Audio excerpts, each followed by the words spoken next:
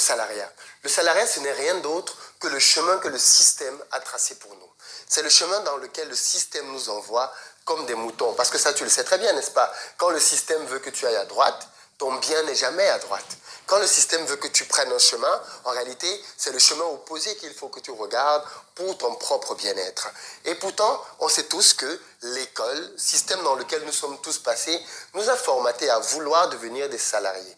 Nous a appris des compétences pour les mettre au service d'une entreprise, pour travailler pour quelqu'un d'autre. Celui qu'on appelle affectueusement le patron, le boss. Mais une fois que j'ai dit ceci, le salariat, c'est aussi un système dans lequel tu bosses, tu as un parchemin signé par quelqu'un que tu ne connais pas, qui ne t'a jamais vu, et dans lequel il certifie que tu es suffisamment intelligent pour avoir une certaine compétence qui va t'ouvrir les portes d'un travail quelque part.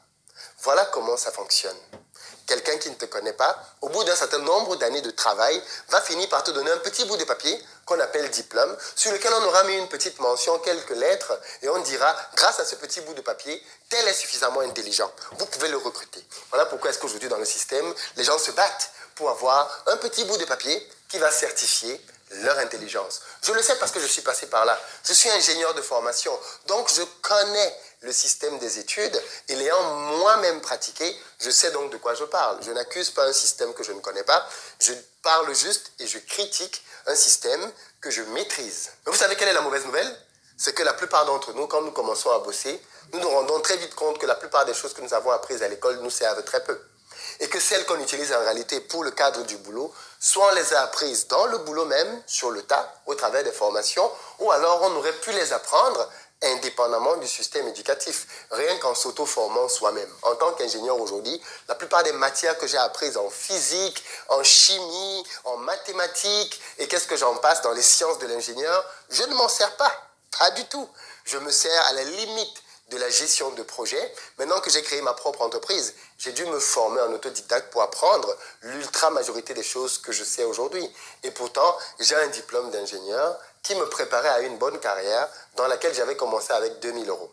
Voilà ce à quoi le système me destinait. L'autre chose qu'il faut savoir par rapport au salariat, c'est que le salariat se définit comme un système dans lequel vous travaillez, nous travaillons en échange d'un salaire. Nous travaillons une certaine somme de temps fixe en échange d'un salaire fixe qui peut avoir un variable quand on a des fonctions de commerciaux, par exemple.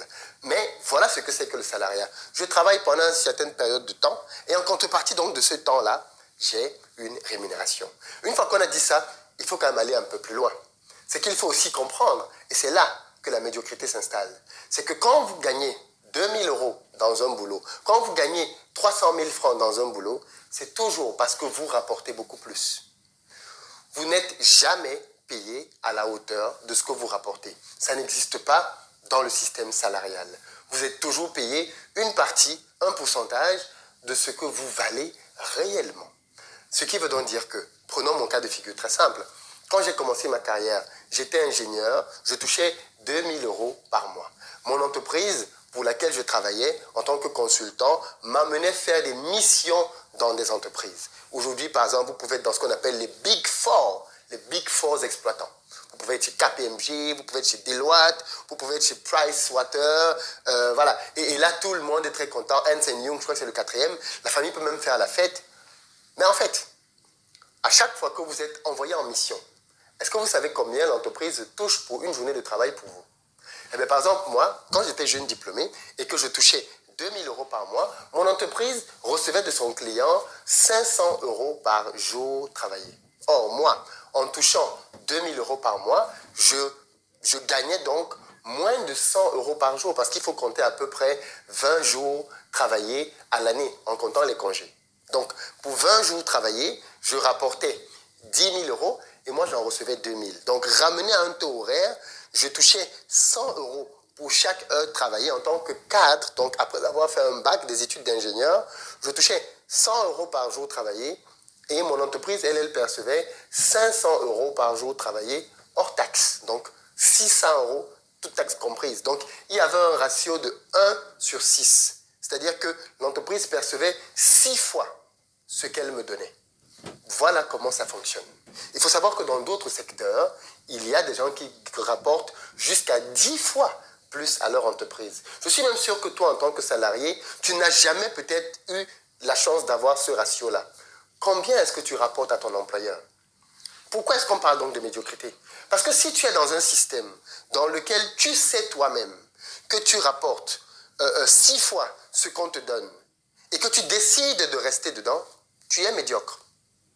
Tu as accepté la médiocrité comme ta nouvelle norme. Tu as accepté que c'était donc ainsi la manière à laquelle tu te percevais. C'est-à-dire, tu as accepté de te brader. Tu as accepté que ta valeur, tu ne la toucheras jamais. Parce que ta vraie valeur, en réalité, sur le marché, c'est 6 fois, pour reprendre mon cas, c'était 600 € en tant que jeune diplômé. J'ai fait ce constat-là, j'ai compris ce que je viens de te dire là, plus de 5-6 ans après que j'ai commencé ma carrière en tant que consultant. Et quand j'ai compris ça, ça a été l'une des raisons qui m'ont révolté et qui m'ont poussé à démissionner.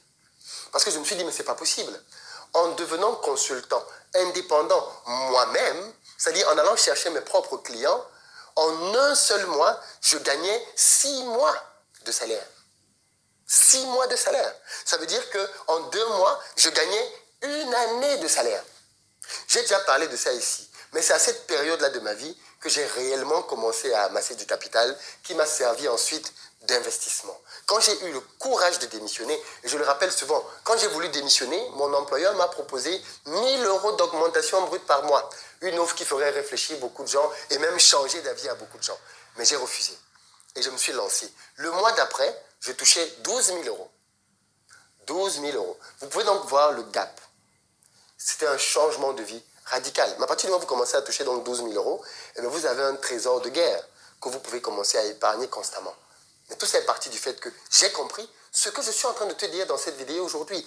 Et j'ai pris le choix d'arrêter d'être médiocre, d'arrêter d'être quelqu'un qui ne va jamais se mettre sur le marché à sa propre valeur. Parce que tant que tu es salarié, il faut bien qu'on soit clair là-dessus, tu ne seras jamais rémunéré à la hauteur de ta véritable valeur. Tu peux être le plus doué dans ton domaine, mais pour que ton patron puisse s'en sortir, il faut naturellement qu'il gagne plus que ce qu'il ne t'apporte. Et donc, de fait, je le rappelle, en acceptant ce système-là, je le répète, tu acceptes de brader ta valeur. Pourquoi est-ce que beaucoup de gens, malgré ce que je viens de dire maintenant, vont rester salariés? Parce qu'il y a cette fausse notion, ce faux concept que les gens ont intégré dans leur tête de la sécurité. Beaucoup d'entre vous pensent qu'être salarié, c'est avoir la sécurité. L'un des avantages de ce système, c'est quand même que Philippe, mine de rien, je suis en sécurité. En tant qu'entrepreneur, Philippe, si tu n'as pas de marché, si tu n'as pas de clients, tu vas avoir quoi comme salaire à la fin du mois? C'est vrai, je n'aurai rien si je n'ai pas de clients. En revanche, derrière cette notion-là, il s'est caché l'idée suivant laquelle ceux qui étaient en sécurité, c'était les salariés, et ceux qui étaient dans le risque, c'était les entrepreneurs. Je vais détruire complètement ce mensonge une fois pour toutes dans cette vidéo, dans quelques secondes. Il n'y a rien de plus faux que ça. Je dis bien, il n'y a rien de plus faux que de penser qu'un salarié est en sécurité et qu'un entrepreneur ne l'est pas. Vous allez comprendre en quelques secondes pourquoi est-ce que celui qui est réellement en sécurité, c'est l'entrepreneur. Vous allez le comprendre dans quelques secondes. Oui, parce que ce besoin de sécurité, en réalité, vous fait faire un échange mortel. Parce que vous allez vers la sécurité, vous vous empêchez de vivre votre vraie vie. Vous vous empêchez d'avoir un impact sur le monde. Vous vous empêchez d'exprimer la totalité de vos talents. Parce qu'en tant que salarié, vous êtes conditionné, confiné à une seule compétence. Vous ne développez qu'une seule chose. Et le reste de vos talents, vous ne les regardez jamais.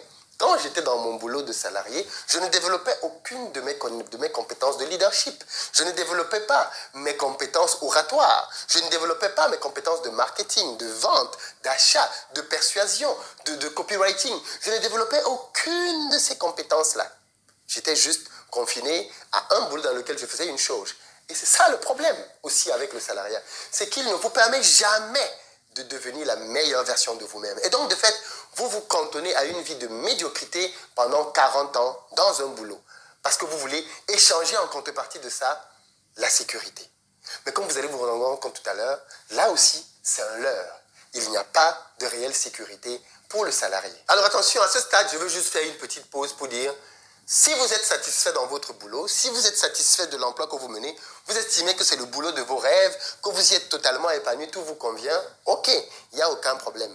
Vous ne faites donc pas partie des 85% des personnes qui ne veulent pas de leur boulot, qui veulent le changer. Donc vous faites partie des 15% qui en sont pleinement satisfaits. Et en réalité, il n'y a pas de problème avec ça.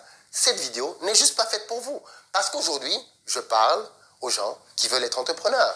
Si vous avez lu le titre de cette vidéo et que vous avez cliqué dessus, alors quelque part, vous voulez vous remettre aussi en question. Donc, forcément, si vous êtes de ceux qui êtes complètement épanouis dans leur boulot, tout se passe très bien, ok, c'est totalement parfait. Mais je sais qu'il y a quelques esprits qui vont se dire, mais Philippe, à quoi tu joues? Tu es toi-même entrepreneur, donc tu as des salariés. Tes salariés, qu'est-ce qu'ils diraient, qu'est-ce qu'ils penseraient s'ils écoutaient cette vidéo? N'es-tu pas en train de traiter tes propres salariés de médiocres? Ha ha ha! Tu croyais que je n'y avais pas pensé peut-être? Tu croyais que je n'avais pas pensé à ça, que je ne leur parle pas de ça? Voici ma réponse. Mes salariés, tous ceux qui bossent pour moi parce qu'ils ont un mindset d'entrepreneur. Et en réalité, le salariat doit servir à deux choses. La première chose, c'est que le salariat doit te permettre de bâtir une épargne. La deuxième chose, le salariat doit te permettre d'engranger une expérience. Quand les gens viennent travailler avec moi, fussent-ils en statut officiel salarié, en réalité, ils viennent là pour se former, pour être de meilleurs entrepreneurs demain. Beaucoup de personnes me sollicitent, et il n'y a pas de place pour tout le monde, pour venir travailler dans mes équipes. D'autres même veulent le faire gratuitement, parce qu'ils veulent venir apprendre à mes côtés à devenir de bons entrepreneurs, à devenir des entrepreneurs à succès. Et donc, voilà le deal en réalité. Quand je prends des gens dans mes équipes, et les gens de mes équipes suivent cette vidéo, donc je m'adresse aussi à vous pour cette partie, vous êtes là pour apprendre, vous êtes là pour vous former, vous êtes là pour acquérir suffisamment de compétences pour vous-même vous propulser dans quelques années. Il est donc hors de question qu'en venant bosser pour investir au pays ou pour une autre de mes structures, vous n'imaginiez que vous avez un emploi pendant 40 ans ou pendant 20, même 10 ans. Pas du tout. Clairement pas du tout. Au bout d'un moment, vous devez partir pour aller voler de vos propres ailes, en ayant bien évidemment suffisamment appris à magasiner pour pouvoir le faire. Si vous estimez que vous êtes prêt aujourd'hui pour pouvoir le faire, alors partez. Si vous estimez que c'est dans 1 an, 2 ans, 3 ans, ou que vous serez prêt, partez dans 2, 3 ans. Et je suis très heureux, mais vraiment très heureux en tant qu'employeur, de savoir que les gens qui bossent pour moi ont le mindset entrepreneurial. Ça change radicalement la manière de travailler. Ça change radicalement le niveau de responsabilité que je leur donne. Parce qu'en fait, je sais qu'ils sont là en formation en réalité pour demain eux-mêmes accélérer. Une fois donc que j'ai fait cette précision-là, il faut donc vous poser la question. Vous, est-ce que vous êtes dans le même état d'esprit donc que les gens qui travaillent pour moi? Si tel n'est pas le cas, eh bien, posez-vous les bonnes questions. Si vous n'êtes pas donc dans ce cas de figure-là, des gens qui sont en train de se préparer pour se lancer, attention, je ne parle pas de gens qui se préparent depuis 10 ans. C'est beaucoup trop long. Préparation, c'est 3, maximum 5 ans. Si vous êtes là depuis plus de 3 à 5 ans, qu'est-ce que vous faites encore dans cette boîte? Si vous voulez devenir entrepreneur, la suite de ce qu'on va voir maintenant va être fondamentale. Oui, parce que je te l'ai promis et je veux sortir de cette vidéo en te parlant de la pseudo-sécurité. Est-ce qu'un salarié est en sécurité? Non. Enfin, oui et non. Pourquoi oui et non? Quand un salarié dit qu'il est en sécurité, est-ce qu'il réalise de quoi il parle? Qui garantit la sécurité d'un salarié? Un salarié ne peut être en sécurité que parce qu'il y a un entrepreneur qui fait bien son job. Je répète, un salarié ne peut être en sécurité que parce qu'il y a un employeur, un entrepreneur qui fait bien son job. Vous pouvez être le salarié le plus compétent au monde. Si l'entrepreneur qui gère le business dans lequel vous travaillez n'est pas compétent, votre sécurité n'existe pas. Vous allez retourner au quartier avec toute votre compétence parce que le business va fermer. La seule personne qui est donc garante du fait que les salariés puissent dormir tranquilles chez eux le soir, c'est l'entrepreneur. Donc, entre les mains de qui repose donc la sécurité? De l'entrepreneur. Vous voyez le leurre qu'on a mis dans la société? C'est de faire croire aux gens que ceux qui ont le résultat du travail de quelqu'un d'autre sont les détenteurs de la sécurité. Non.